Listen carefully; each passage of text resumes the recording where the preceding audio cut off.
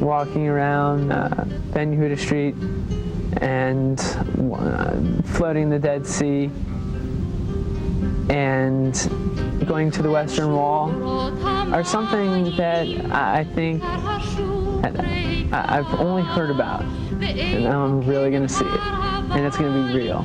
I know that there are Arabs in the country. I know about the conflicts between Arabs and Israelis, and to my knowledge of just previous incidences and to what has occurred up to date, I hope that the experience is peaceful as when I'm within the country.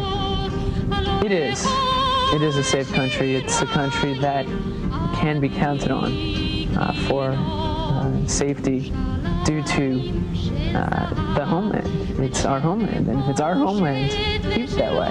Keep it peaceful. I know the Israeli way of life is different from the American lifestyle. For instance, the streets close on Friday afternoon, and since Israel is an Eruv, it's the only place in the world where you can actually truly observe Shabbos accurately. And like any other culture that you experience, the Israeli experience, they have their own style of dress, their own style of music, their own style of food, and that separates them from every other culture within the world. It's amazing to be a part of something that so many students are interested in. Everyone wants to be part of this. Everyone wants to identify with this, which means that people have a true understanding when it comes down to something as important as going to another country, but not just going to another country. We're going to Israel. We're going to go on this trip, and we're going to experience it. We're going to see. We're going to feel. We're going to hear. We're going to smell, and it's going to be completely real. And everything around it is going to be so different from living here. I've been in the United States for 3 years. Right now, I really can't find a place for myself, but I do wish to celebrate Shabbat every Fridays, and if I could keep it and my family started and keep it, that would be a great idea.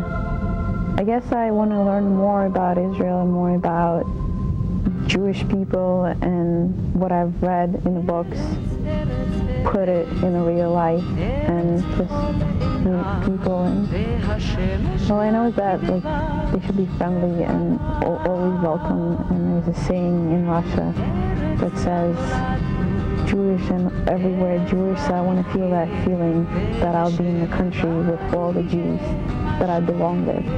I guess they want something that they had, and now times have changed, but they still want it. And I'm sure that there's a compromise that they could come with Israelis and figure out in a peaceful way. Yes, although every time there's bombing, I always get scared, but I think it's our home, and the home is always safe, and that's where we belong.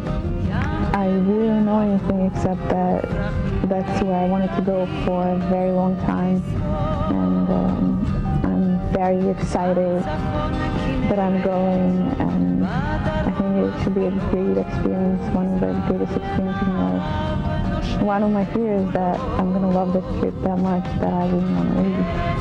So I guess you can say I would love to stay there. It is one of the main things in my portfolio this year, to recruit, interview, and select 40 students to go to Israel on this humongous mission this year. About 3,000. From originally it was 80 schools, now it's a few more because some schools are being put together. It's 72 or 73 buses, and each bus holds 40 students.